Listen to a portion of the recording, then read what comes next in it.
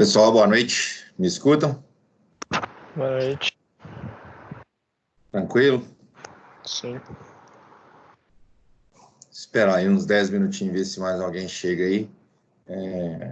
Enquanto isso, vocês chegaram a ver que eu coloquei essas aulas dessa unidade no AVA já, né, gravado?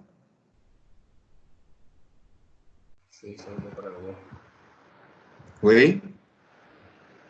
Sim, deu pra ver lá.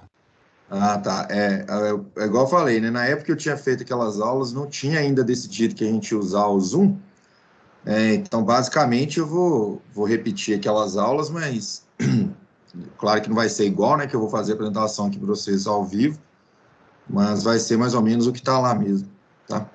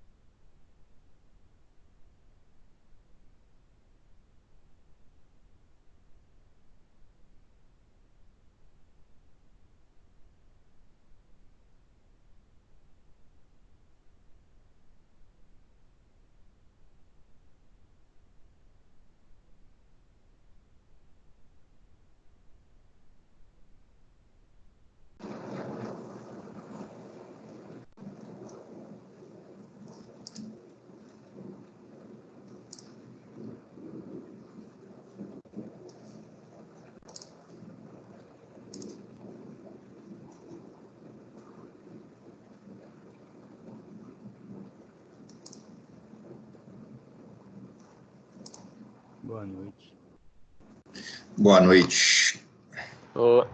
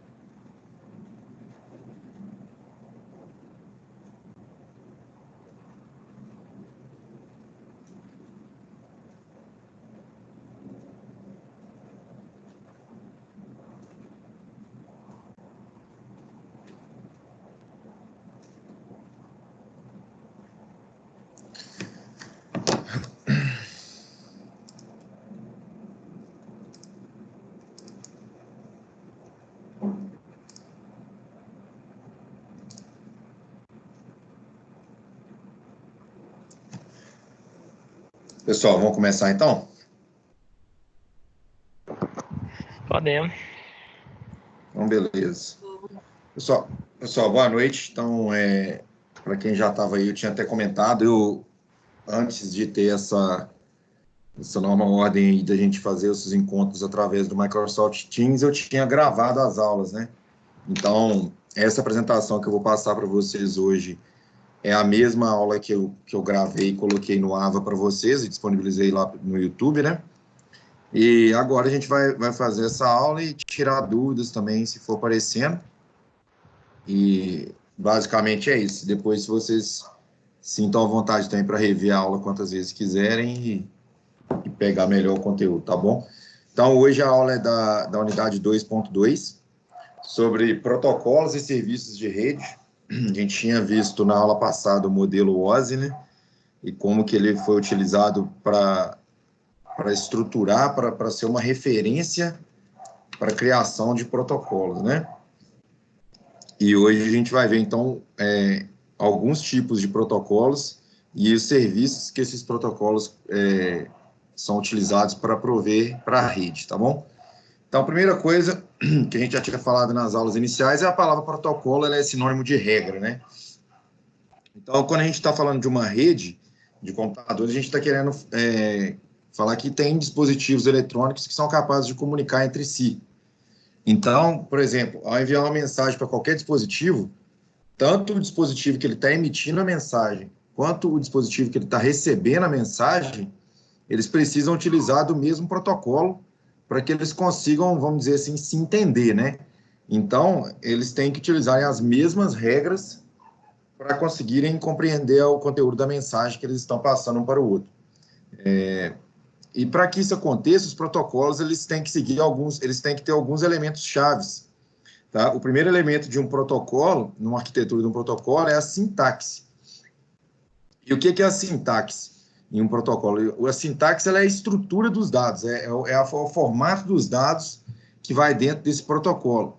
Por exemplo, você pode ter um protocolo que ele vai utilizar 8 bits para falar o endereço do emissor, 8 bits para falar o endereço do receptor e 48 bits para o conteúdo da mensagem. Então, a sintaxe dos dados dele seria basicamente a forma dos dados. Então, os 8 bits iniciais seriam de quem está, o endereço de quem está enviando, né? A gente vai ver mais para frente o protocolo IP, por exemplo, e aí aqui a gente vai ver que ele tem o IP de quem está enviando, o IP de quem está recebendo, e realmente o conteúdo da mensagem. Então, isso aqui é a sintaxe, ou seja, como que é a forma dos dados nessas regras que nós estamos utilizando, ou seja, nesses protocolos, tá bom? O outro elemento-chave da arquitetura de protocolos vão ser a semântica, né? Então, enquanto a sintaxe é a forma dos dados, a semântica já tem a ver com a interpretação dos dados. Então, ela vai analisar qual a característica de cada seção de bits, como cada padrão vai se comportar e quais as decisões que deverão ser tomadas. Então, ela é a interpretação desses dados. Por exemplo, quando você vai ter um conteúdo de pacote de dados, para acessar um site lá, para acessar um site através, por exemplo, do protocolo HTTP, do protocolo HTTP, né, do serviço, né, HTTP, desculpa, um site ele vai ter a semântica diferente, ou seja, a forma de interpretar os dados diferente do que se você estivesse usando um pacote para streaming de vídeo. Então, a semântica é como que você vai interpretar os dados, já a sintaxe é a forma dos dados. E aí, o último elemento-chave, compondo a arquitetura de um protocolo, vai ser o timing, né? O timing, ele vai falar o tempo durante o qual as mensagens são enviadas. Então, esse protocolo, na questão do timing, ele vai te falar quando que a mensagem deve ser enviada de um dispositivo para o outro, qual a velocidade que essa mensagem deve ser enviada, então, quantos megabits por segundo essa mensagem tem que ser enviada. Isso tudo é definido na parte de timing no protocolo, tá bom? Por exemplo, o timing aqui, eu tenho uma mensagem a ser enviada do computador A para o computador B. E aí, no meu protocolo, eu consigo enviar, o meu dispositivo consegue enviar essa mensagem a 100 megabits por segundo. Só que o meu receptor, ele tem capacidade de receber apenas 1 megabits por segundo. Então, você pensa, né? Você está mandando muito dado de uma vez, fazendo upload de muito dado, enviando várias mensagens com muita informação rápido, e o seu receptor ele consegue receber apenas 1% do que você está mandando. Então, nesse caso, como o seu receptor ele não vai conseguir processar tudo, ele não vai conseguir absorver todos esses dados, você vai sobrecarregar o receptor e parte desses dados será perdida.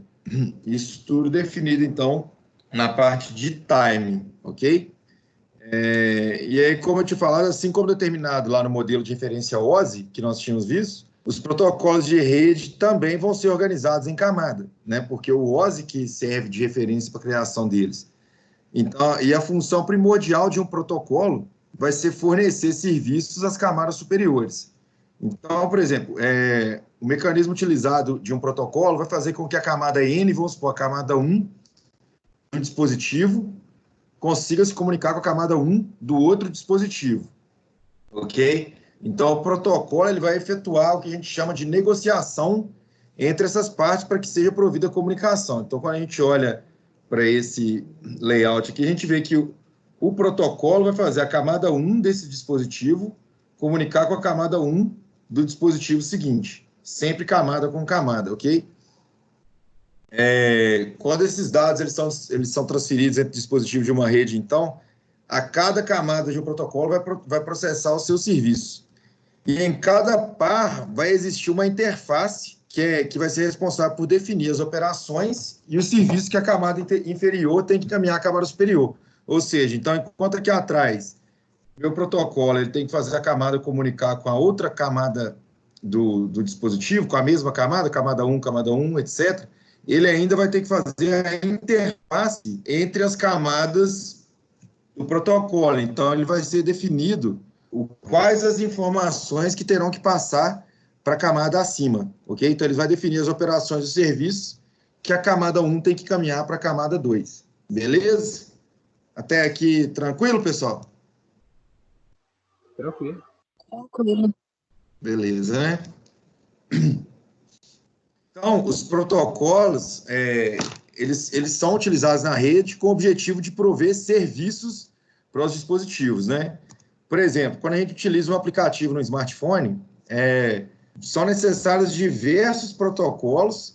Por exemplo, aqui ele deu o exemplo de TCP/IP, DNS, NTP, que nós vamos ver mais para frente como funciona cada um desses protocolos, para que seja provido um tipo de serviço qualquer. Então, um serviço ele utiliza de vários protocolos, de várias regras, com o objetivo final de prover um serviço para o usuário, né? Nós vamos, então, nos concentrar nos protocolos que operam na camada 7. Então, como a gente tinha visto, a camada 7 é a camada mais acima que tem, né? A que tem contato direto com o usuário. Então, tudo que nós, usuários, utilizamos numa rede de computador, que a gente tem contato, vamos dizer assim, são serviços da camada 7, ok? Então, o primeiro que nós vamos ver aí é o que a gente usa todo dia, que é o protocolo HTTP, né, que é o de acessar, aí a gente usa para acessar os sites na internet. Então, ele é um protocolo utilizado para acessar o conteúdo web na rede mundial de computadores, então, o World Wide Web, isso que é o significado do www toda vez que a gente digita lá. E ele é um protocolo da camada de aplicação para transferir dados entre cliente e servidor. Então, ele transmite texto simples, hipertexto, que é de onde vem até o nome dele, né? Hypertext Transfer Protocol, imagens, vídeos, sons. Então, sempre que a gente está acessando um site, a gente está utilizando do protocolo HTTP, tá? E esse protocolo, ele é implementado em 2 programas. Um programa cliente e um programa servidor. Quando a gente fala um programa cliente, por exemplo, nós na nossa máquina, quando digitamos www. alguma coisa, nós estamos solicitando um serviço para um servidor. Eu estou querendo utilizar do serviço desse servidor em cima do protocolo HTTP. Então, eles vão ser executados em sistemas diferentes e eles vão falar um com o outro através das regras implementadas no protocolo HTTP, porque eles têm que ter capacidade de comunicar entre si. Então, quando a gente fala de cliente e servidor, imagina que o cliente somos nós aqui na máquina. Você vai fazer uma requisição de mensagem para o servidor e esse servidor vai te retornar a resposta com aquilo que foi solicitado, que seria o conteúdo desse site. E aí você processaria esse conteúdo no seu navegador, vendo as páginas como a gente conhece, tá? Da mesma forma, o esquemático, vamos supor, nós como cliente, a gente requisita para o servidor a mensagem contendo o conteúdo do arquivo index.html, que geralmente é a página inicial dos sites, né? O servidor vai receber a nossa requisição, vai procurar esse arquivo dentro dele e vai retornar para o nosso computador, para o nosso cliente, o conteúdo desse arquivo que você solicitou. Então, vamos fazer um exemplo aqui de como que a gente acessaria um site. Então, imagina que você quer acessar lá o yahoo.com. A primeira coisa, quando a gente digita www.yahoo.com, na verdade, você ainda não sabe qual que é o IP, qual que é o endereço do server que está contendo todo o conteúdo do yahoo.com. Porque yahoo.com você está usando um domínio. E para saber o IP do domínio, você tem que utilizar o DNS, que é outro protocolo que a gente vai ver. Então, a primeira coisa, quando você digita www.yahoo.com, você quer saber qual que é o IP para esse site que eu estou querendo acessar. Então, para você descobrir o endereço de onde está o servidor que contém o site yahoo.com, primeiro você vai mandar uma requisição para o servidor DNS perguntando qual que é o endereço do servidor que contém o site yahoo.com, tá? Então, o DNS ele vai te retornar com o seguinte, ó, eu procurei aqui na minha base, nos meus serviços, e eu identifiquei que o yahoo.com, esse domínio que você entrou, ele está associado ao IP, que aí a gente tem um exemplo, né? Exemplo aqui, 69.147 e tal. Então, o DNS até agora, ele não tem nada a ver com HTTP, né? Ele é outro tipo de protocolo, que a gente já tinha até visto nas aulas passadas, que ele associa um domínio que a gente consegue escrever mais fácil, lembrar, com o IP. Então, agora que nós descobrimos o endereço do servidor que contém o conteúdo do site yahoo.com, aí sim nós vamos, através do HTTP, requisitar o conteúdo das mensagens. Então, olha lá, eu já sei o endereço e eu vou requisitar para esse web server o conteúdo do Yahoo.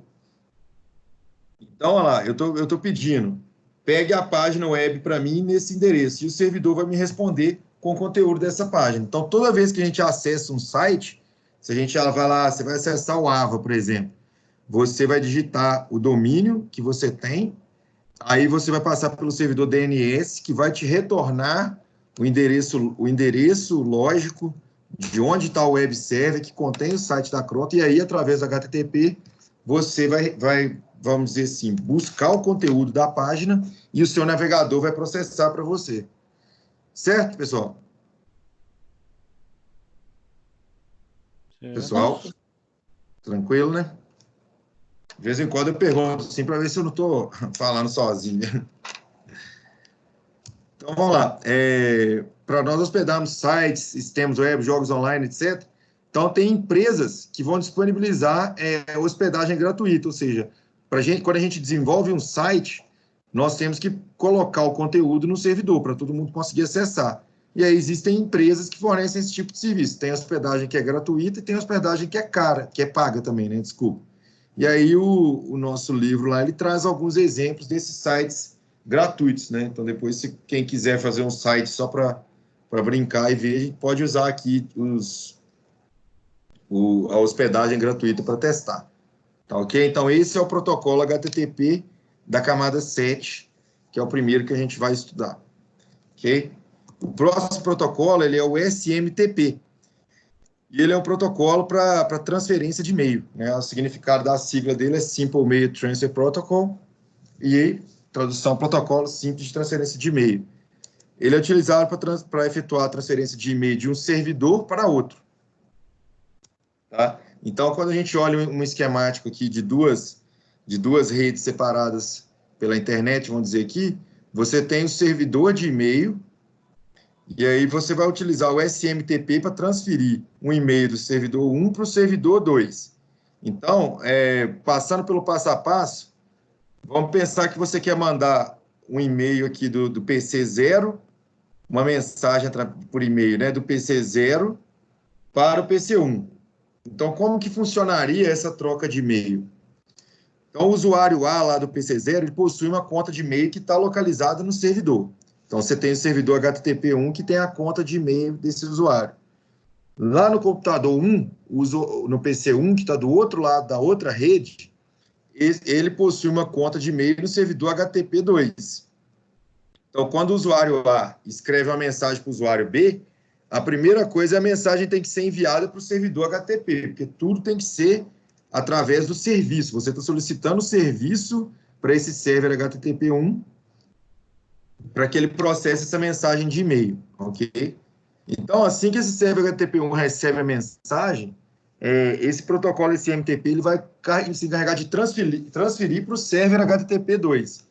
Então, eu tenho uma mensagem que eu queria escrever, eu passei para o meu servidor, e aí o protocolo SMTP vai ser responsável por transferir a mensagem do servidor onde eu tenho a minha conta para o servidor onde o meu destinatário final possui a conta de e-mail dele, né? Então, quando o servidor na outra ponta da rede recebe essa mensagem, ele vai ter que disponibilizá-la para o usuário B, né? E aí, para que isso ocorra, você tem que utilizar outros meios de conseguir acessar o seu e-mail no servidor. Você pode utilizar até o HTTP se você quiser visualizar e-mail através de uma página da internet, por exemplo. O próximo protocolo, então, é o SSH, que chama Secure as Hell, que é o protocolo utilizado para efetuar acesso remoto em outro dispositivo, né? Então, para fazer acesso remoto em um dispositivo, a transmissão de dados ela vai receber uma criptografia, ou seja, você vai codificar essa mensagem, que pode variar conforme o algoritmo, ou seja, como que você define que essa encriptação vai acontecer, tá? Então, essa parte de criptografia do protocolo SSH, que ele é utilizado para acesso remoto, ele faz com que ele seja o mais seguro dentre os protocolos para esse tipo de função, tá? E o outro protocolo que nós vamos ver é o RTP, que é o Real Time Protocol. Esse protocolo é utilizado muito para serviços de stream, de áudio e vídeo, porque tem que ser em tempo real. Você tem que processar a mensagem na mesma hora que você está recebendo, né? E esse é um tipo de mecanismo que ele faz a troca de mensagem de ponto a ponto do dado multimídia. E nesse tipo de protocolo, então, quando a gente viu lá no começo, existe a sintaxe, né, que a gente viu que é como os dados são estruturados, e ele tem um campo específico que é chamado timestamp, que ele contém informação específica de tempo, nesse tipo. Então, a sintaxe dele já define que você vai ter um campo dentro de um número de bits que vai ser responsável pelo controle do tempo. E a semântica dele, que vai ser a forma como você vai interpretar, vai te falar que a forma que você tem que interpretar esse tipo de campo, né? Então, era o que a gente tinha visto lá no começo da aula. E esse campo ele é utilizado para compensar delay das informações, né? Então, em serviço de tempo real, se você não tem um controle sobre atraso, você começa a ter perda de dados e começa a degradar muito o tipo de serviço, né? Então, como que esse protocolo de tempo real ele funciona? Você tem uma fonte de dados multimídias, você transforma essa fonte em quadros, né, que é chamado de frames, você vai codificar essa mensagem, vai empacotar e aí você vai utilizar um controle de transporte da rede com esses dados. E aí, quando você chega na ponta final, você tem que fazer o processo reverso, né? Então, você transportou, você recebeu, você remonta esses dados, você decodifica e aí, então, você exibe a tela. Então, nesse processo todo, que acontece a transferência de dados em tempo real, pode acontecer não, né? Vai haver delays e você tem que ter um controle para não deixar esse tempo passar do certo limite aceitável determinado por você. Então, é o tipo de protocolo de tempo real que a gente usa, ok? O outro protocolo que a gente vai ver é o SIP, que é o Session Initiation Protocol. A gente falou que ia ver só os protocolos da camada de apresentação, né? Mas aqui a gente vai ver um também que é da camada de sessão, que é esse em específico. E ele que vai ser responsável por criar, modificar e finalizar as sessões de transferências de arquivo de serviço multimídia. E aí um comentário que a gente fala é que o serviço de gerenciamento ele é idêntico ao HTTP, que uma conexão do tipo cliente-servidor. Ou seja, para você iniciar uma sessão, existe um cliente que vai requisitar o início de sessão, essa abertura de sessão, e o servidor vai responder com os tipos de serviço que ele pode ter. Então, para o gerenciamento dessas sessões, o protocolo deve conter os seguintes itens. Você tem que saber a localização do usuário. Então, no SIP, se você quer iniciar uma sessão, se você quer iniciar um canal de comunicação com outro dispositivo, você tem que saber aonde que ele está numa topologia, né? Você tem que saber com quem você está conversando, qual que é o endereço desse cara.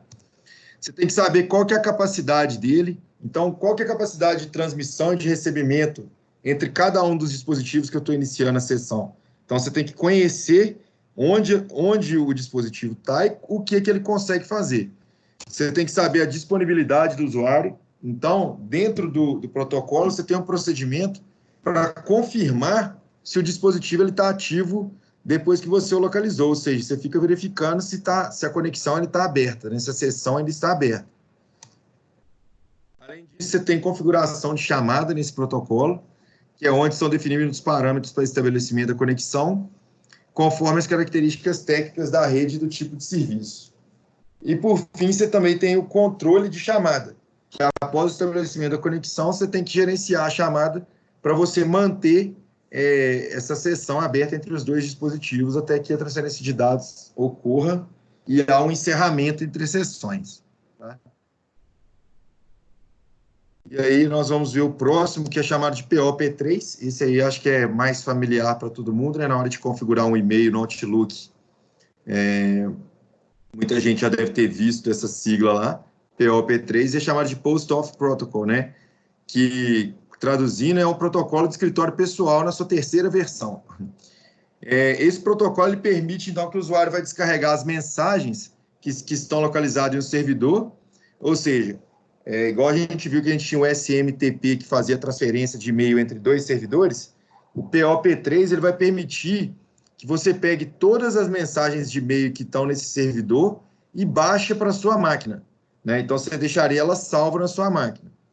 Isso era útil, pessoal, antigamente, né, onde a internet era muito lenta ainda, não tinha tanta disponibilidade como tem hoje, e aí você não podia ficar acessando e-mail o tempo todo. Então, você entrava uma vez, baixava tudo do servidor, e depois você não precisaria ter mais acesso à internet para ficar verificando seus e-mails.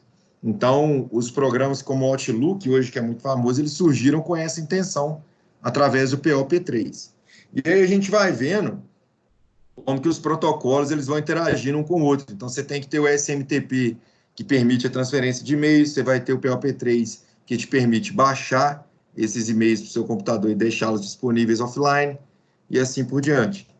E aqui lá no Outlook, quem já configurou uma conta de e-mail lá sabe onde que já viu essa janelinha aqui. Então, você tem que falar onde que está o servidor de que você vai usar o POP3 para baixar. E aí a gente tinha acabado de ver o SMTP, que é o protocolo de transferência de e-mail, e aí você também tem que entrar com o endereço desse servidor SMTP. Assim você estaria apto a baixar todas as mensagens para o seu computador e tê-las disponíveis offline, ok? E aí você tem o protocolo IMAP, tá? que é a função desse protocolo, ele sincroniza as mensagens alocar no servidor de e-mail igual o POP3, ou seja, você tem os e-mails no servidor, você consegue baixar todo para sua máquina offline. A diferença dele é que ele consegue sincronizar as mensagens recebidas em tempo real, ou seja, você continua o tempo todo verificando se tem mais e-mail no servidor e baixando para sua máquina. É o que a gente usa hoje o tempo todo. Por exemplo, agora, se você tiver com o Outlook aberto aí, ele está usando o protocolo IMAP, por quê? Os e-mails eles estão disponíveis na sua máquina offline, igual tem no POP3, só que toda hora que chega um e-mail novo para você, você consegue atualizar a sua caixa de e-mail e recebê-lo em tempo real. Então, por isso que ele é o protocolo IMAP, porque ele consegue sincronizar essas mensagens recebidas, tá bom? Até aqui tranquilo, né, pessoal? É muita informação assim, mas é tranquilo de entender, né? Sim, sim. Beleza. Beleza. O outro protocolo, então, a gente chama o NTP, que é o Network Time Protocol, e a função dele já é sincronizar o tempo entre os dispositivos que estão numa rede, né? Todo mundo tem que estar na mesma base de tempo para evitar problemas na transferência de mensagem. Então, você sincroniza os relógios dos seus servidores, roteador e dos computadores das redes. E para sincronizar esses tempos, os dispositivos que solicitam essa atualização para os servidores através desse protocolo. Então, eu tenho regras, lembrando sempre que protocolos são regras. Eu tenho regras que eu tenho que utilizar para pedir um servidor para me passar o horário que ele está utilizando agora, ou seja, para atualizar o meu tipo de serviço. E aí tem alguns tipos de associações que você pode fazer com esse protocolo. Tá? A primeira delas é uma associação permanente. Então, você configura manualmente o tempo no servidor e depois de configurar manualmente, vai ser referenciado por todos os dispositivos de rede. Você tem a forma priorizável, que ele também é configurado manualmente, só que agora você pode ter vários servidores referenciando o tempo aos dispositivos, porque quando você tem um só te fazendo esse tipo de sincronização, vamos dizer assim, se você tiver um problema com o tempo desse servidor, você pode ficar com dispositivos todos fora do tempo, né? Então, você tem outras opções, outros servidores para aferir esse tempo. E a última é chamada transitórias, que aí são servidores disponíveis na rede mundial que atualizam o tempo dos dispositivos encontrados nas redes. Então, muitas vezes, quando a gente... Não sei se vocês já viram, você perdeu a referência de horário, às vezes você ligou seu computador lá e você está com a data toda bagunçada, tem vezes que aparece no ano de 2050 lá, e aí quando você conecta seu computador à internet, automaticamente você já faz uma atualização do seu tempo, né? Nesse caso, a gente atualizou o tempo pela rede internet, mas você pode ter servidores locais, NTP locais também, que fariam essa atualização. No caso da transitória, na rede mundial, pela internet. Beleza? E aí, pessoal, eu queria destacar o que eu tinha falado com vocês da dependência dos protocolos em uma rede. Então, como a gente viu ali, ó, o protocolo de tempo real, para você fazer serviço de streaming também, ele é fortemente baseado em tempo, né? Porque você está fazendo uma transferência em tempo real. E para que ele funcione, você tem que garantir que esses dois dispositivos que estão utilizando o serviço de streaming, eles estejam no mesmo tempo. E aí eles têm que usar o NTP para fazer essa atualização do dispositivo. E aí, como eu falei, isso evidencia lá que em redes de computadores ocorre a dependência entre protocolos para que sejam providos os serviços. Tá? O outro protocolo que nós vamos ver é o DNS, que a gente já viu no começo, já até falou um pouquinho sobre ele, mas a gente vai explorar ele aqui um pouquinho mais. Então, a principal função dele é traduzir o IP, né, para o nome de domínios dentro de um servidor. Ou seja, nome do domínio, por exemplo, croton.com.br. Ele tem um IP correspondente, que é onde está localizado o web server dele, que quando a gente usa HTTP, a gente solicita para esse endereço. Então, o DNS, ele simplesmente vai fazer essa tradução entre um domínio, entre algo que é mais fácil da gente lembrar, que existe uma estruturação para o endereço lógico de onde vai estar localizado esse web server, por exemplo, no caso de sites, né? Então, como que funciona? Você tem o cliente, então você, cliente, quando a gente fala cliente, é quem está utilizando algum tipo de serviço na rede. Então, somos nós aqui nos nossos computadores, tentando acessar um site, por exemplo. E aí a gente está pegando o site de exemplo lá do Instituto Federal do Maranhão.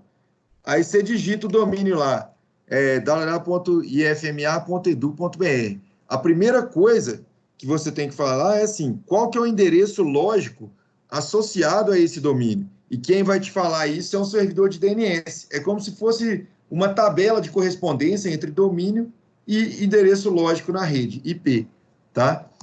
Então, o protocolo DNS ele vai ficar localizado no servidor, e esse servidor ele pode ser dedicado ou não ao serviço de DNS.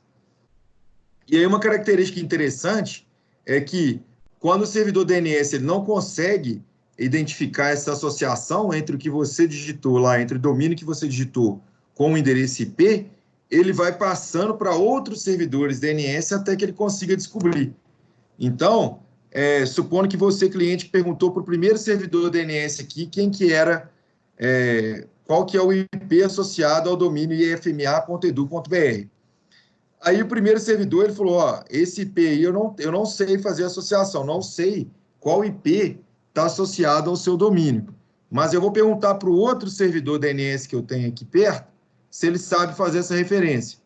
E aí ele vai seguindo perguntando, até que ele consiga identificar ou retorne um erro falando que esse domínio não existe, né? Não está associado a nenhum IP na rede de computadores, beleza?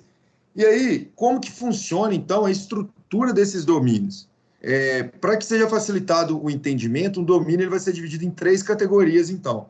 Você vai ter o domínio genérico, que é onde são definidos os registros conforme o segmento do site. Então, pode ser o .com, .net, .org, .edu. Então, esse é o domínio genérico, né? O que vem, vamos dizer assim, após o nome mesmo que você está entrando. Então, youtube.com. Então, o domínio genérico é sempre o que segue o nome, vamos dizer assim, real lá do que você está querendo acessar. Você tem o domínio de país, que vem após o domínio genérico, que identifica o país onde esse domínio foi registrado. Então, você pode deixar só como .com, não é obrigatório você ter um domínio de país, mas ele identifica onde que você registrou o domínio, ok? E aí você tem a parte de fazer um domínio reverso, que é o processo reverso da consulta do servidor DNS. Você pode digitar um IP e querer saber qual que é o domínio que foi registrado para aquele IP. Né? É simplesmente o processo reverso do que a gente estava fazendo antes. Então, toda vez, gente, que vocês vão iniciar um projeto, que vocês querem construir um sistema aí que vai ser alocado na web, você tem que fazer uma consulta para saber se você tem um domínio disponível para registrar esse IP que você está querendo. Então, no Brasil, para você consultar uma disponibilidade de um domínio, você pode entrar no endereço darará.registro.br e ver se esse domínio está disponível para você associar com o seu endereço lógico lá no web server. Então, por exemplo, eu entrei lá no site e fiz um teste. Bom, estou querendo registrar o meu domínio aqui como gabriel.com.br. Aí, claro que alguém já registrou esse domínio e eu não vou conseguir pegar ele para mim, né? Então, eu teria que achar outras oportunidades. Então, sempre que você vai construir um site, você vai pensar no nome dele, você vai nesse site que a gente falou aqui antes, que é o registro.br, e verifica se tem disponibilidade desse domínio. Ok? E aí, eu tinha colocado na apresentação um videozinho falando um pouco do registro de domínio. Vou passar para vocês aqui. Deixa eu só colocar o som do sistema aqui.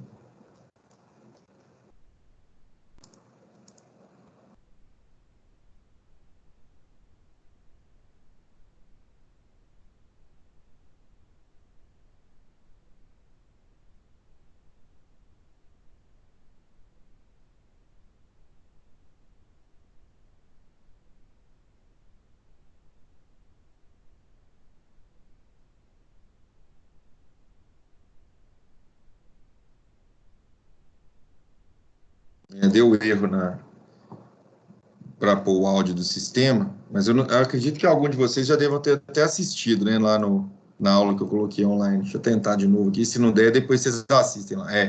Não está dando para eu colocar o som do meu aqui, mas enfim, esse aqui é um videozinho explicando a parte do registro. Depois vocês acessam a aula que eu coloquei no YouTube lá para vocês e vejam, é pequenininho, bem tranquilo, 3 minutos. Tá bom?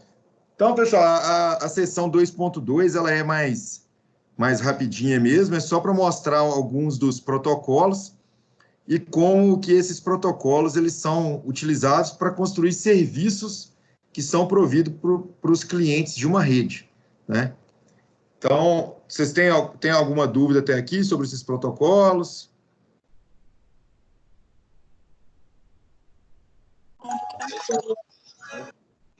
Oi? Até então não, Por enquanto, não. É bem tranquilo, né? Assim, já é bem autoexplicativo algum desses protocolos, mas é muita coisa, mas lendo assim dá para entender o que é cada função deles, né? Depois vocês podem pegar algum que tem mais interesse e isso dá um pouco mais a fundo, por exemplo, esse HTTP. E aí, no final, eu tinha passado para vocês os exercícios, né? Para a gente fazer juntos aqui. Deixa eu compartilhar a tela de novo aqui, peraí.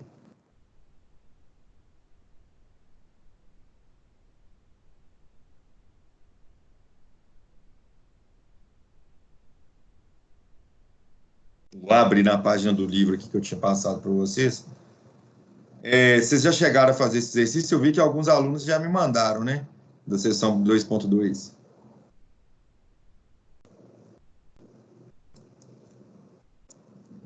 Eu vou te mandar hoje ainda. Não, tranquilo. Aí a gente vai dar uma passada neles aqui.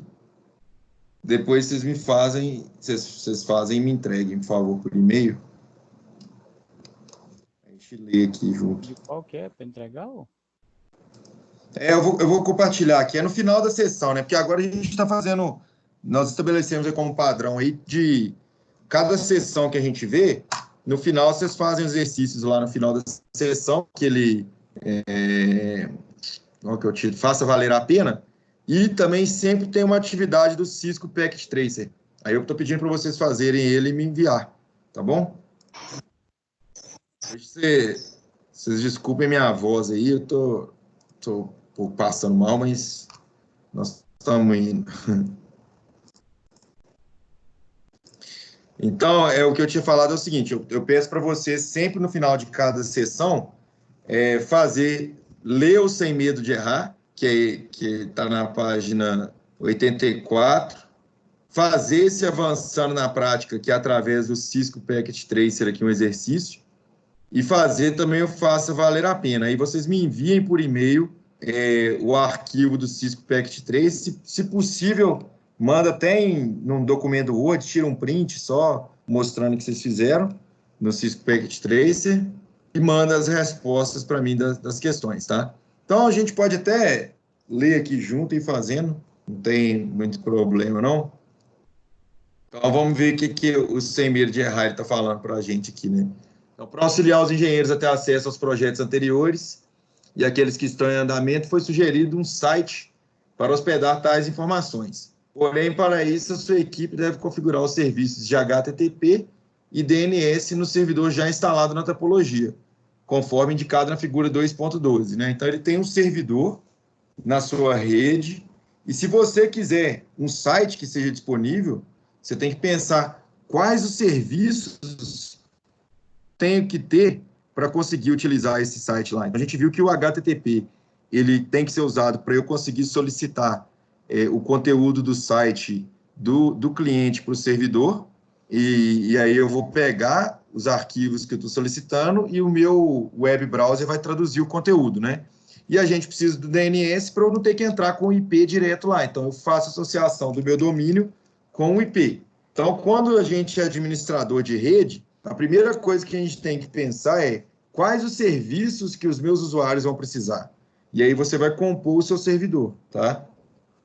Então, ele fala que o nome e endereço que ele escolheu lá para o site foi www.projetoeng.com.br. E aí ele ensina como que você configura o servidor HTTP, né? Então, aqui simplesmente é um passo a passo de como lá no Cisco Packet Tracer você faz e vai disponibilizar esse tipo de serviço na rede, tá? Tanto HTTP quanto DNS. E aí você vai ter que configurar, enfim, ele te passa o procedimento para disponibilizar os serviços, né? O interessante para a gente, nessa sessão, é entender como que você vai identificar quais os tipos de serviços que você tem que disponibilizar e os protocolos e as regras que esses serviços são baseados, beleza? E aí, o avançando na prática aqui, ó, ele pede para nós fazermos algumas simulações, né? Na verdade, esse aqui que é para fazer, né? O Sem Medo de Errar que passa para a gente fazer no Cisco Packet Tracer, desculpa. E aí, avançando na prática, ele vai falar lá que uma rede de computadores necessita de diversas interfaces para acomodar todos os dispositivos necessários à topologia apresentada a seguir. Então, você tem vários dispositivos, todos eles conectados num switch. Então, a topologia da rede aqui. Qual que é a topologia dessa rede aqui, pessoal, que está mostrando, que a gente viu nas aulas passadas? Alguém lembra? Não? Não, né? Topologia em estrela, né? Que a gente está conectando todos os dispositivos num ponto concentrador, que é um switch, né? Que ele é um comutador. E aí o servidor também está no switch que vai prover o serviço para essas redes, tá? Então, o que ele fala aqui, que como não existe um roteador com DHCP, ou seja, que vai distribuir os IPs automaticamente, o responsável por endereçar o IP aos dispositivos da rede é necessário efetuar a configuração do serviço no server 0. Então, você vai configurar esse serviço DHCP no servidor, para você não ter que fazer manualmente em cada um dos dispositivos, tá? E aí ele passa todo o procedimento que, para configurar, então, o serviço de DHCP em servidor, o administrador de rede, basicamente, deve determinar o endereço do gateway, do DNS, quando necessário, e os endereços inicial e final que serão atribuídos aos dispositivos. Lembrando que o gateway aqui vai ser sempre o que separa a sua rede local da internet, né? Quem que seria o gateway aqui, pessoal, nessa topologia?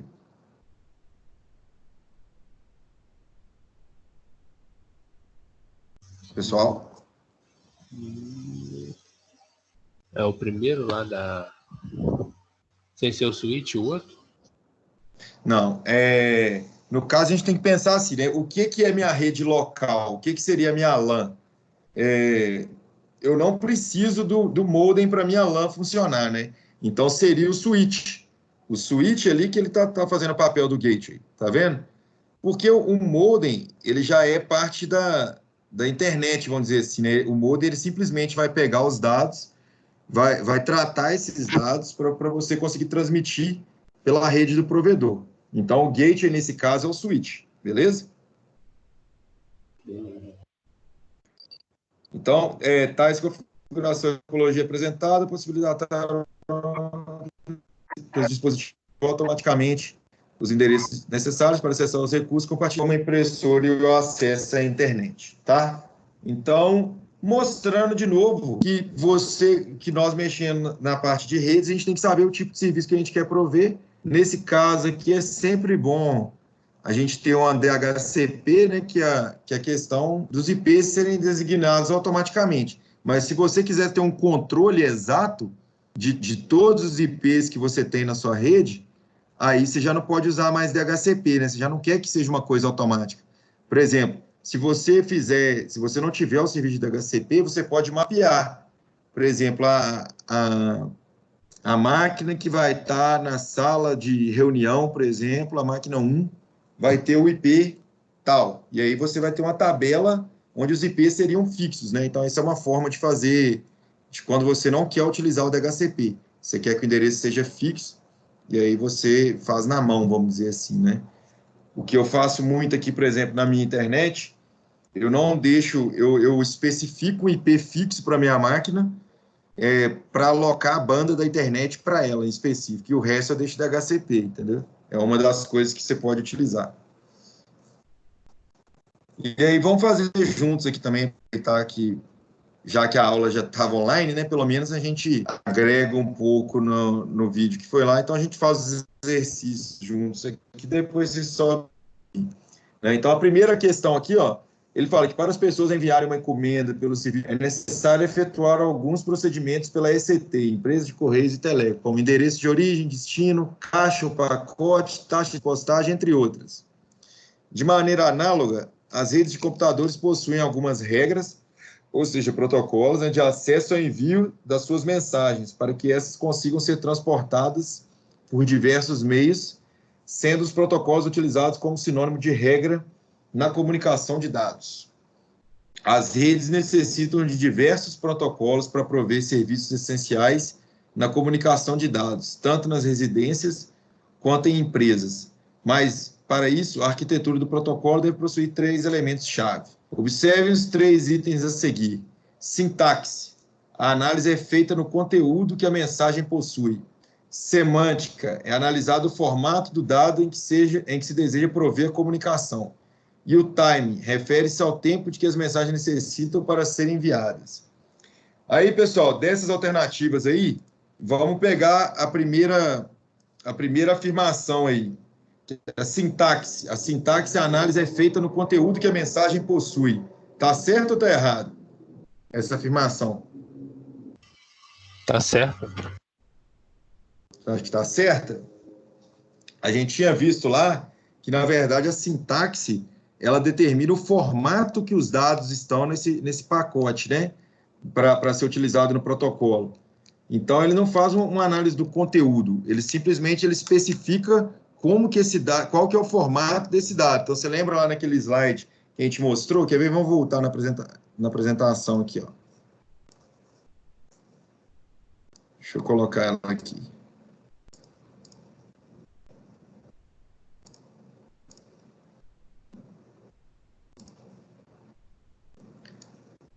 A gente tinha visto que a sintaxe, na verdade, ela faz o formato do dado, tá vendo? Então, como que o dado é estruturado.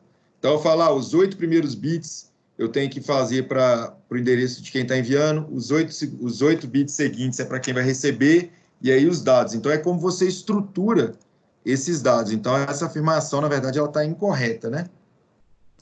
Beleza? Então, beleza, entendi.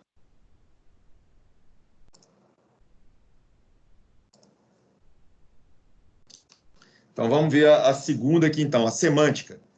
Está falando que é analisado o formato do dado com que se deseja prover a comunicação. E aí? Com certeza. Acho que não. É a troca. Errado, né? Como a gente acabou de ver, na verdade, isso aí é a definição de quê? Da sintaxe. Da sintaxe, né? Então, a 1 e a 2 aí, elas estão incorretas.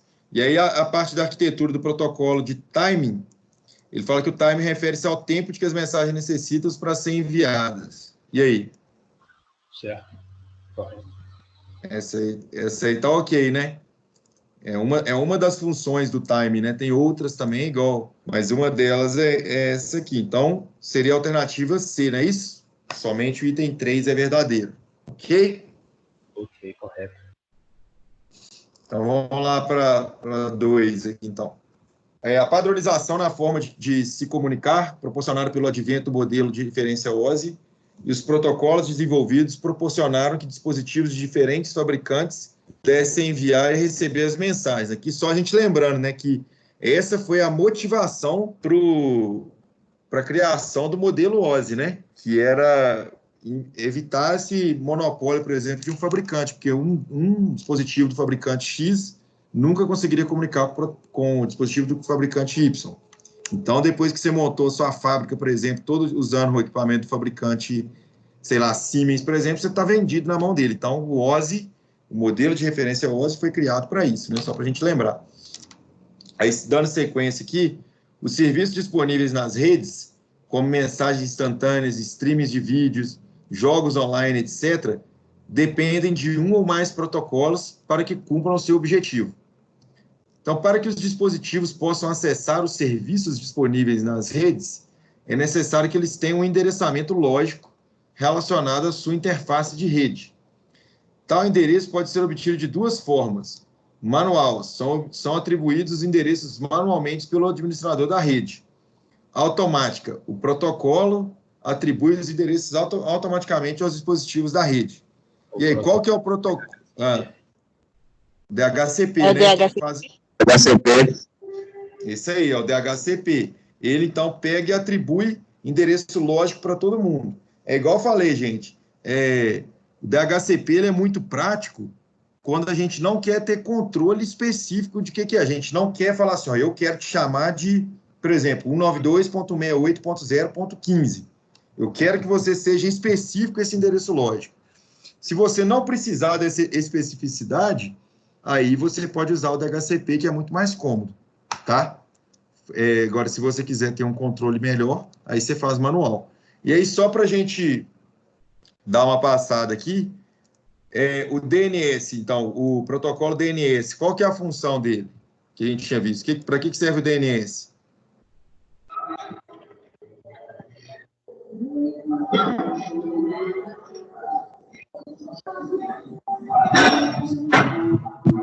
Pessoal, me ajuda a função do protocolo. Para que ele serve? Que a gente acabou de ver na aula. Era para localizar os IPs?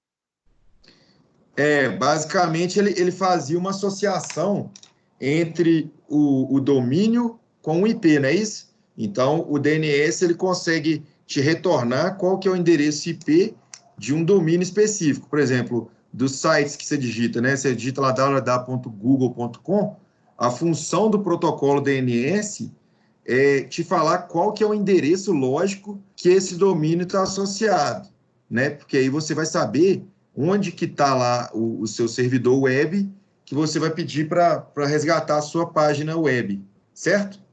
Então, DNS associa domínio com IP, ok? Ok. Beleza. O HTTP, então, qual que é a função desse protocolo? É conseguir ver os conteúdos, por exemplo, que as pessoas inserem no site. Isso, né? Ele permite, então, acesso ao servidor web, né? Que você consegue acessar o conteúdo de sites, é isso mesmo. Então, toda vez que você usa o HTTP, você, como cliente, né? Você tem o seu dispositivo cliente, você solicita o conteúdo para o servidor, usando as regras do HTTP, sempre lembrando que o protocolo é regra. Então, ele só vai falar como que os dois dispositivos têm que se comunicar. E aí, ao receber o conteúdo dessa página web, o seu navegador vai tratar essa mensagem que você recebeu e te expor o conteúdo do site, tá? Estou fazendo isso aqui só para ajudar a gente a memorizar um pouco dos protocolos que a gente viu, porque a gente viu um monte, né? É claro que vocês não têm que memorizar mesmo, não, porque é muita coisa, mas é bom que a gente retorna neles, né? O IMAP, então, o protocolo IMAP, qual que é a função dele que a gente viu?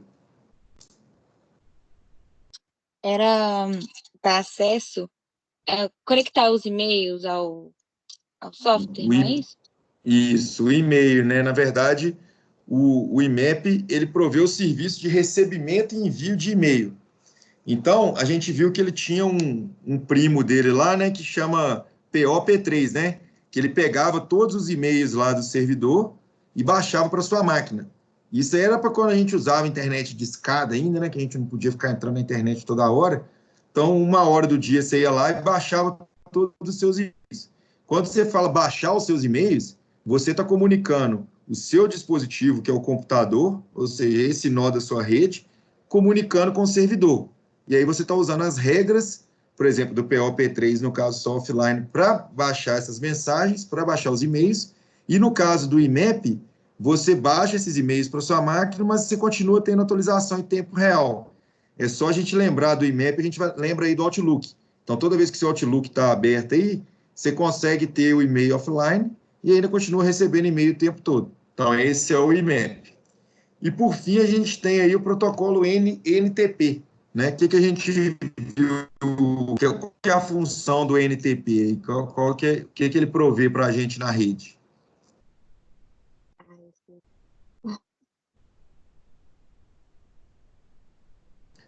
O NTP, a gente lembra aí da sigla, se você vê o T é de time, né?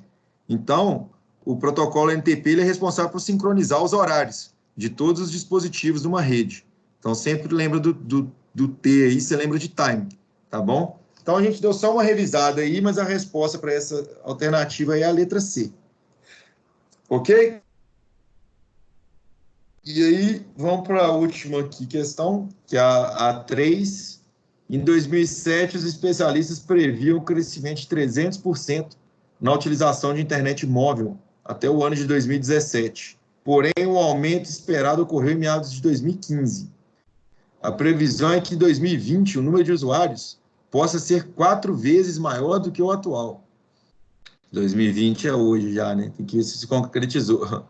Para atender toda essa demanda, existe uma infraestrutura numerosa de equipamentos e serviços. Os profissionais de redes de computadores necessitam conhecer diversas técnicas e ferramentas a fim de garantirem o acesso às aplicações com segurança e qualidade. Para testar o acesso ao servidor web, o administrador de redes digitou o nome de domínio do site no navegador. Em seguida, ele fez o mesmo procedimento com o endereço desse site. Tanto no endereço quanto no domínio, o site que abriu no navegador foi o mesmo. Então, o protocolo que tem a capacidade de resolver o nome de domínio para proporcionar acesso aos serviços e às aplicações web disponíveis nas redes, né? Então, com base nisso, nós vamos ter que indicar V para verdadeiro e F para falso aí nessas afirmações. Aí ele fala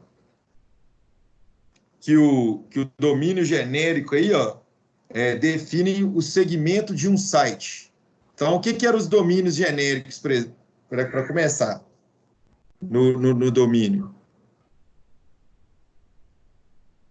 Quem lembra? Que é a parte, que é o domínio genérico lá no endereço de um site? Vamos pegar aqui o exemplo da.google.com.br. Qual que é o domínio genérico desse domínio completo aí, vamos dizer? Ninguém lembra, não? É o .com, né? É o .com, .net, .org, .edu. Então, o domínio genérico, ele fala qual que é o segmento do site. Por exemplo, se você tem um site que é de universidade, por exemplo, você pode colocar o domínio genérico dele como... Então, a primeira alternativa ela é verdadeira, ok? Aí a outra afirmação é a seguinte: o domínio dos países identifica em que país ocorreu o registro de um...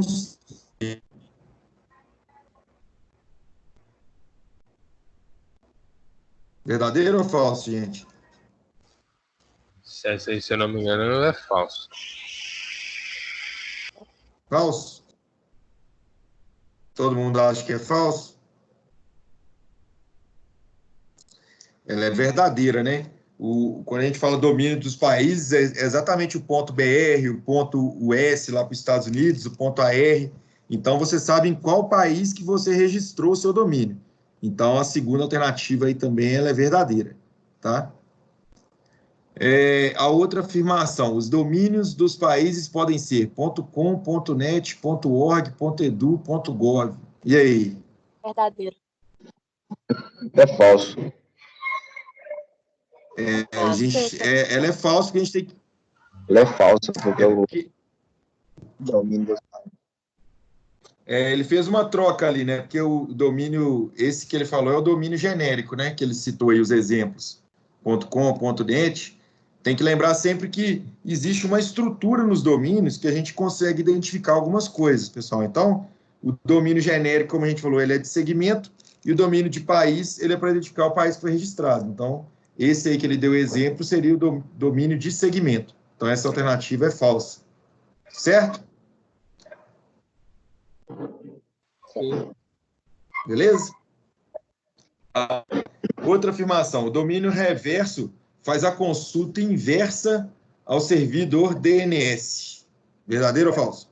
não é verdadeiro. Verdadeiro, né?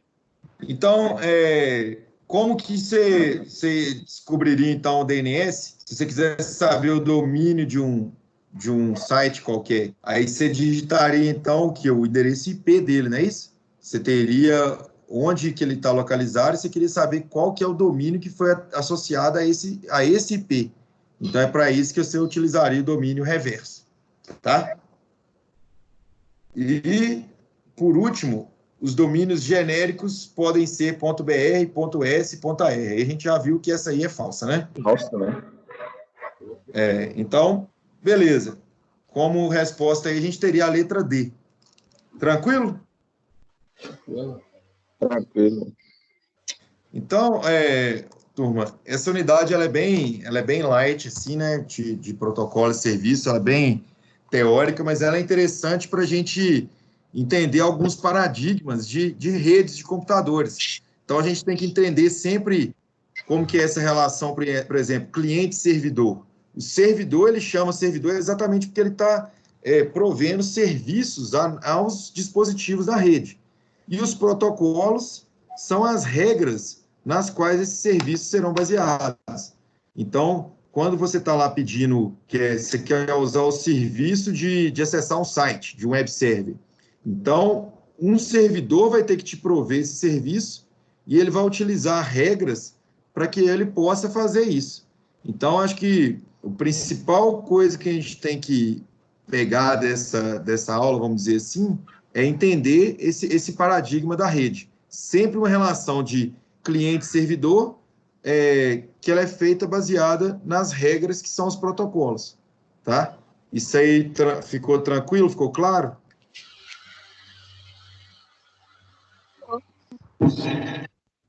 Nossa, minha internet está muito ruim. Aqui tá meio... Tava ruim também. Mas isso aí ficou bem claro, pessoal? Sim, ficou sim. Ficou sim. Tá bom. E aí eu vou pedir, então, para vocês aí, a gente já fez juntos os exercícios aqui, né? Mas tem o Sem Medo de Errar, vocês façam aí no Cisco Packet Tracer e depois me enviem por e-mail também. Tanto essas respostas que nós fizemos juntos, e quanto essa parte do Cisco aí Packet Tracer. Tá bom? Por hoje, pessoal, a aula era isso que eu queria passar com vocês. Eu vou estar disponível aqui até 9h30 para tirar qualquer tipo de dúvida. Se vocês tiverem alguma pergunta sobre qualquer coisa, eu estou disponível aqui, tá bom? Desculpem aí pela minha voz aí, tá meio ruim aí, mas na próxima aula vai estar melhor, se Deus quiser. Professor, Ok? essa aula tá gravada, não tá? Diga. Tá gravado. Tá lá no YouTube e eu tô gravando essa daqui também. Que eu tive uns problemas com a parte elétrica aqui de casa hoje. Eu basicamente peguei uns 5 minutos de aula que até eu resolver. Eu entrei no finalzinho ali. Não, Fazer tranquilo. nada. Não, beleza, cara. Tá. Pera aí, a internet tá ruim aqui. Só um segundo, gente. Tá cortando a voz de vocês aqui. Pera aí. Eu vou desativar o meu vídeo para ver se melhora aqui. Vocês podem repetir, por favor? Quem falou por último, acho que foi a Miriam. Não, foi Sabrina. Sabrina. Eu também tô no mesmo Sabrina, barco. desculpa, Sabrina. Eu não consegui entrar mais cedo. Entrei 5 minutos agora. Aí acabou a aula. Eu cheguei agora também, estava trabalhando, cheguei na correria e a aula acabou. Não, tranquilo, gente, mas isso aí sem problema. Ó. Eu estou gravando tanto essa aula que a gente fez no Microsoft Teams aqui, está sendo gravada, e também essa aula já foi gravada antes, né, que eu tinha feito com a minha voz lá e coloquei no YouTube. Então, lá no AVA, se vocês forem na aula da sessão 2.2, tem os vídeos no YouTube lá com a mesma explicação aqui que a gente teve, tá? Igual eu falei, quando eu fiz a gravação das aulas lá atrás, né, eu ainda não sabia que nós iríamos utilizar o Microsoft Teams para fazer os nossos encontros. Então, já deixei tudo pronto lá. Então, quantas vezes vocês precisarem revisitar a aula, ela vai estar lá disponível para vocês. E aí, qualquer dúvida, independente da sessão aí que vocês tiverem, é só perguntar, que vai ser um prazer a gente conversar um pouquinho e discutir sobre os temas. Tá bom? Maravilha, então. Eu vou reassistir a aula, então, daqui a pouco, professor. E semana que vem eu tiro alguma dúvida, se eu tiver. Beleza. Tô disponível aqui até 9h30 também, se vocês precisarem, tá ok? Tchau, professor. Boa noite para vocês. Ok, então, Boa boa noite. noite. Boa noite, gente. Obrigado.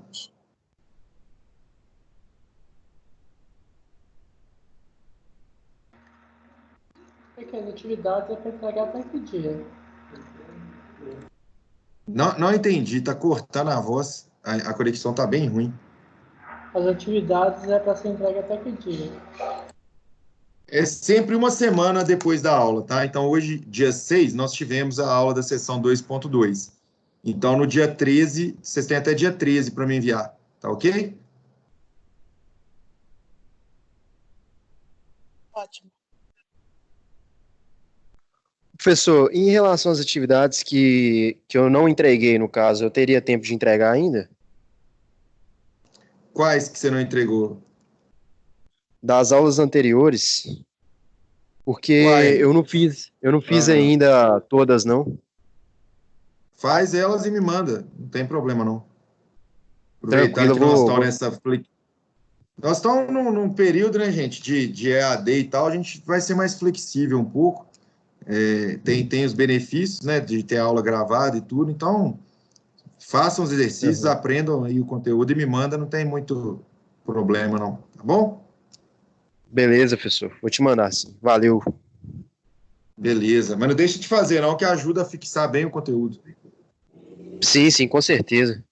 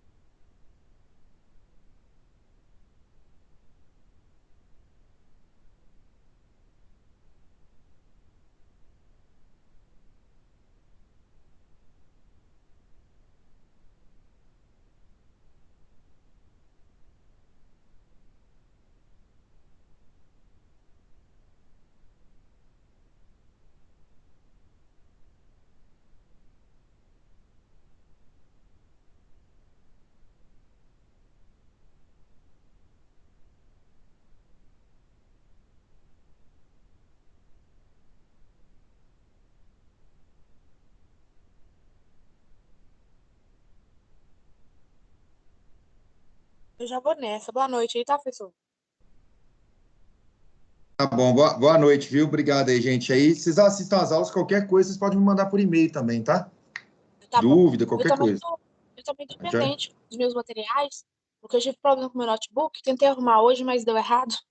Então, Não, até tranquilo. o fim de semana eu consigo pôr em dia. Não, beleza, esquenta não. Tamo junto aí, se vocês precisarem, vocês me falam, tá bom? Feliz aniversário adiantado, tá? Quarta-feira? Não, não entendi, tá picando a voz, desculpa. Feliz aniversário adiantado. Ah, obrigado, obrigado, já tô fazendo os 28 já. Comemorar na quarentena, né? É, na quarentena, isso aí. Dentro de casa, hein? Cada um na sua casa, nada. É, pois é, vou ter que dar nem para comer um bolinho com a família toda junto aqui, que não pode aglomerar. Ó, eu vi, menino, eu achei muito interessante. Cada um na sua casa com um bolo para comemorar um aniversário só. É, ué. Pode copiar a ideia, muito interessante. É isso aí, tem que ser. Então tá, falou. Vou ter que dar um jeito. Até mais, abraço. Ô, professor, Oi? você acredita que eu tô desde meio que do início da aula tentando abrir o Pact 3 e tá com problema esse negócio? Sério? O que tá dando Ele aí? não tá abrindo mais não, ele desistiu de abrir. Ó, bugou? É, eu tô tentando, Ah, tem passo aqui, tentando consertar e não vai não. não, reinstala ele, qualquer coisa. Já reinstalei, já tentei de tudo, viu? Ué, qual erro que tá dando? Às vezes eu consigo te ajudar aí. É isso aqui, olha só, vou compartilhar a tela aqui, ó. E eu descobri Beleza. também, compartilhar a tela, tipo, compartilha o computador inteiro, daí dá pra ver aquelas janelinhas lá, entendeu? Como é que é? Desculpa. Se eu compartilhar a tela inteira, tipo, o desktop inteiro, tá vendo aí? Aí dá pra Ah, ver você as consegue. janelinhas extras, o Packet Trace, entendeu? Só que ele não tá abrindo direito. Ah, tá. Ó, a doideira que vai dar. Olha lá. Aqui não apareceu ainda sua tela, não. Não? Não.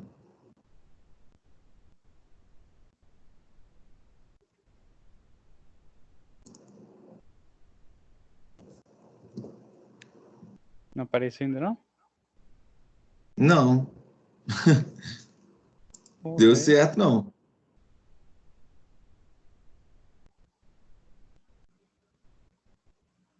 Porque o outro Paulo Filó aqui aí na reunião, só eu também no notebook. Do notebook eu tô conseguindo me ver.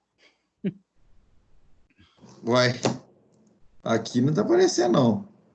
Ô, velho, deixa eu sair do notebook, peraí. Aqui no notebook É o porque Packet você tá em 3 dois.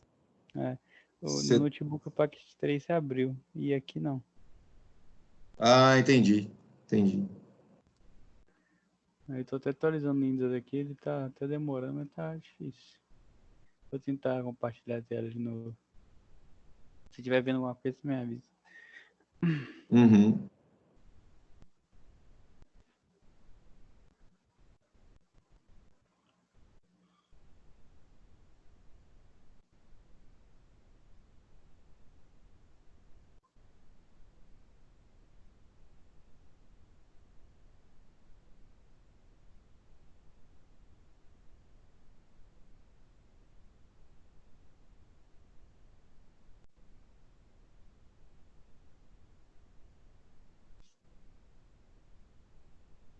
Ele tem essa internet de tudo já, não dá certo.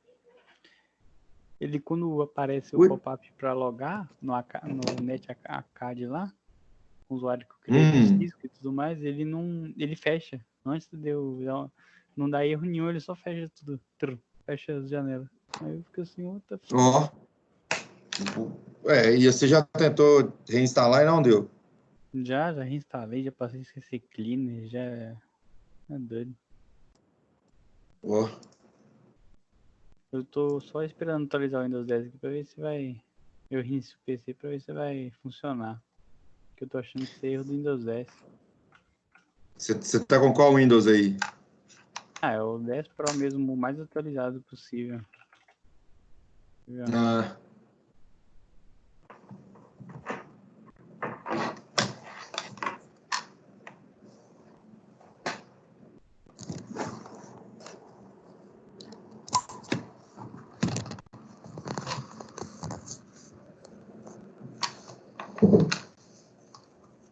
Você está tentando compartilhar aí? Porque até agora... Não, era pra estar aparecendo, não sei por que não apareceu, não. Pera aí.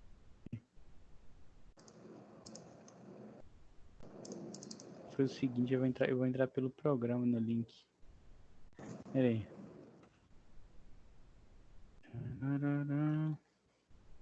Eu tô pelo website, entendeu? Uhum.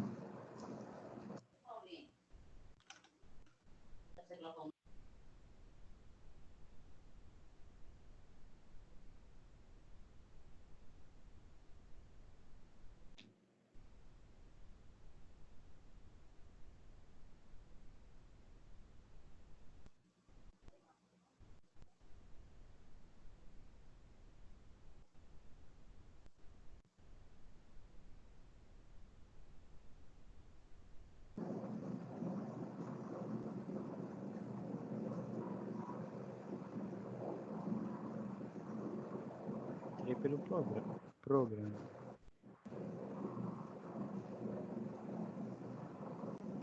Tá me ouvindo? Como é que é? Tá me ouvindo, tá, né? Aham, tô te ouvindo. Não tô vendo na tela. Tá.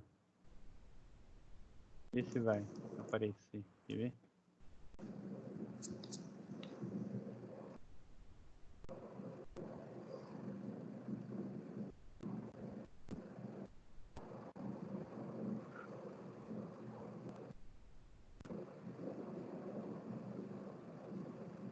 Não tá aparecendo? Não apareceu, bicho. Não sei o que tá dando aí, não. Você tá tentando compartilhar todas as telas? É, Tenta compartilhar uma em específico. Às vezes é isso que tá dando problema. tá compartilhando só uma específica.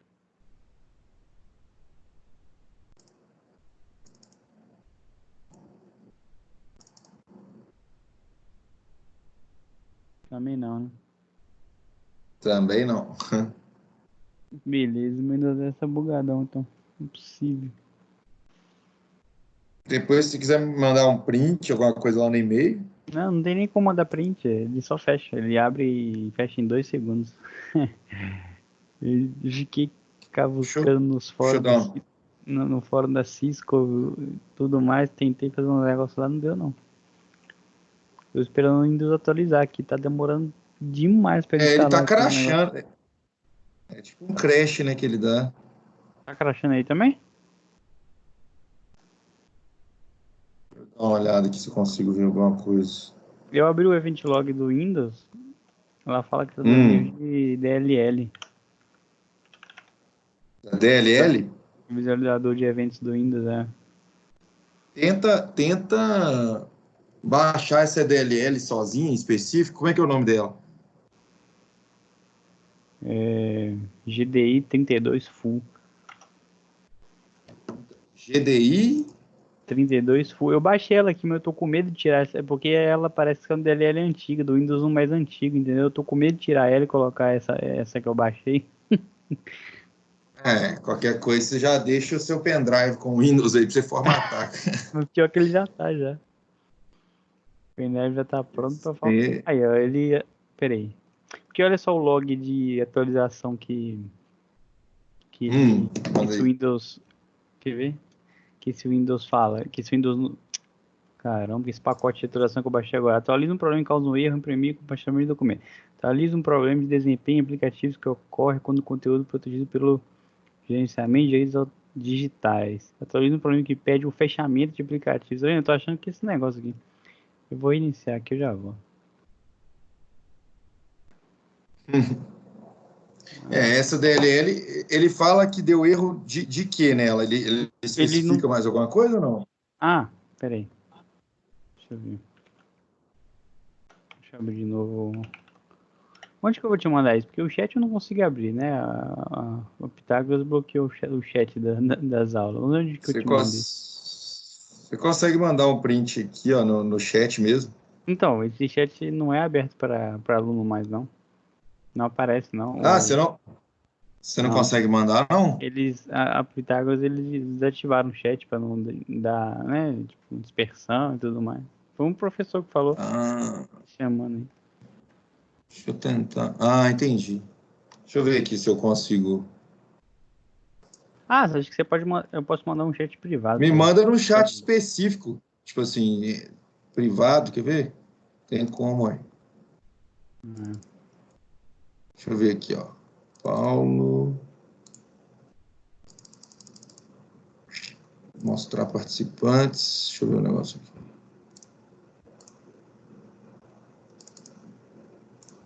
Tornar um participante.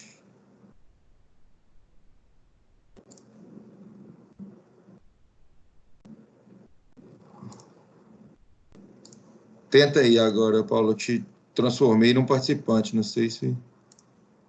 Ih, ah, deu falha.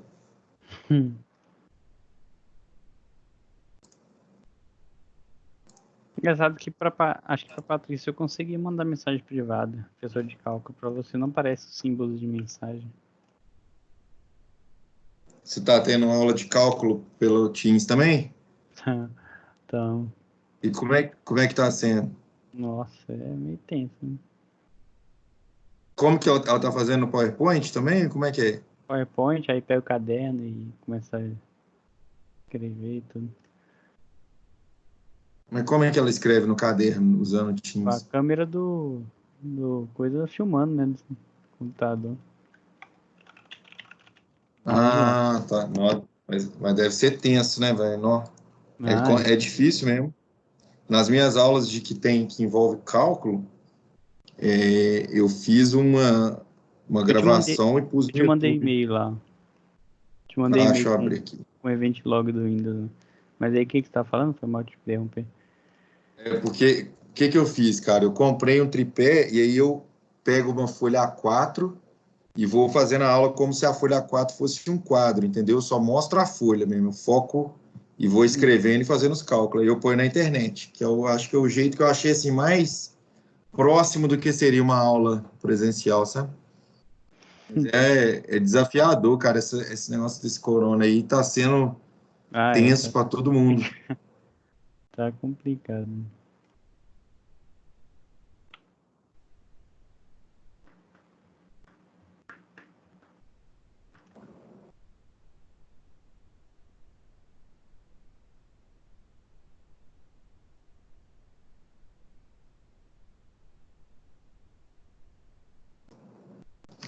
Nossa, a internet tá horrível, velho. Eu vou reiniciar o PC aqui e já volto. Beleza.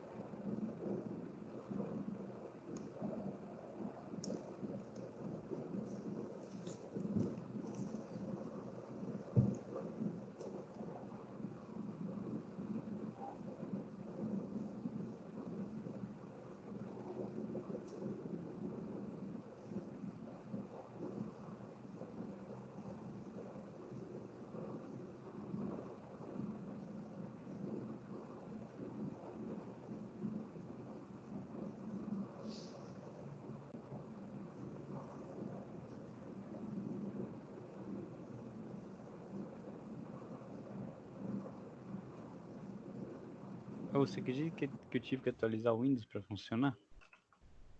Deu aí? Funcionou? Agora aparece aqui a tela de login do Cisco. Ah, Netcard fechou. do Cisco.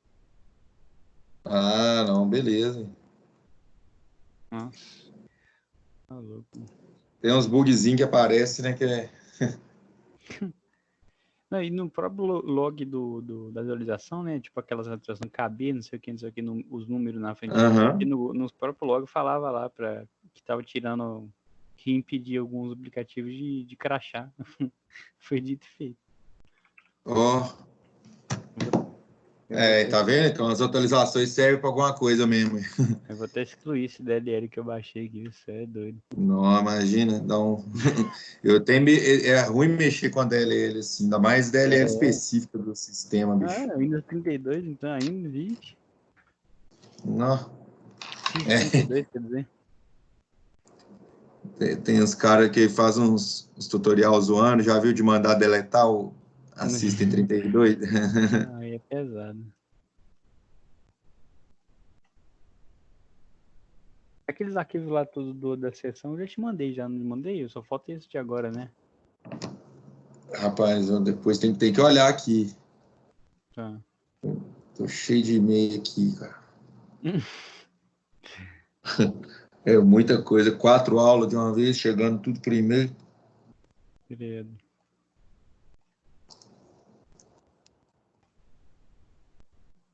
Olha pra você aqui qual que você me mandou.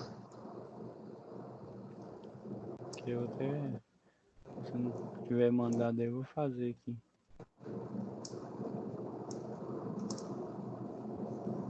Isso que era a atualização do Windows opcional ainda. Não entendi nada. Não era obrigatório, vamos dizer assim. E fez diferença. Nossa. E não é reiniciar o PC, que eu iniciar, eu já tinha reiniciado já. Ó, o que eu tenho seu aqui, você mandou na quinta, dia 26 de março. Que é da topologias experimentais. E tinha um outro também, não? Que eu te enviei antes desse.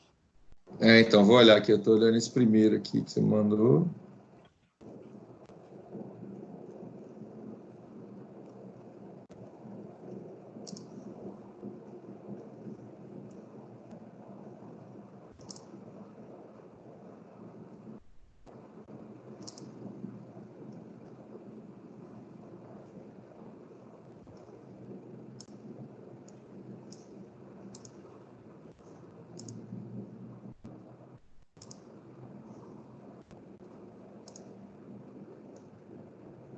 Eu tô vendo... Ah, tá. Tem um avançando na prática que você mandou 30 de março, né? Não, beleza. Tem o outro aqui avançando na prática.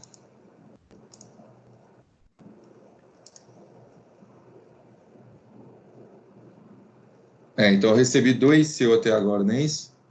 Então tem que fazer o sessão 2.2? Isso, é da sessão de hoje, né? Que a gente estudou. De hoje. Isso. Eu vou ter que ver essa aula de novo aí, que eu perdi um tanto de coisa tentando consertar esse erro aqui. Tem. Normal. Quando eu tô com um problema no sistema, assim, também, eu fico... Fico nervoso, nossa. Eu fico instigado a resolver. Eu começo a pesquisar tudo, vou todos os lugares possíveis, tento tudo até resolver. Tá doido. Mas lá no Ava, se você for lá, tem no YouTube, salvo, tá a mesma coisa que eu falei aqui. 1.1, né? Não, 1.1 lá. Não. As aulas, os vídeos do YouTube, eles estão nas aulas específicas mesmo. Entendi. Entendeu? Então, você vai lá na seção 2.2, aí tem os links dos vídeos do YouTube lá. Eu vi aqui. Beleza. Tranquilo. Eu vou nessa aqui, então. Valeu, Gabriel. Beleza, cara. Bom descanso aí. Até mais, um abraço. Com Deus. Fui. Valeu.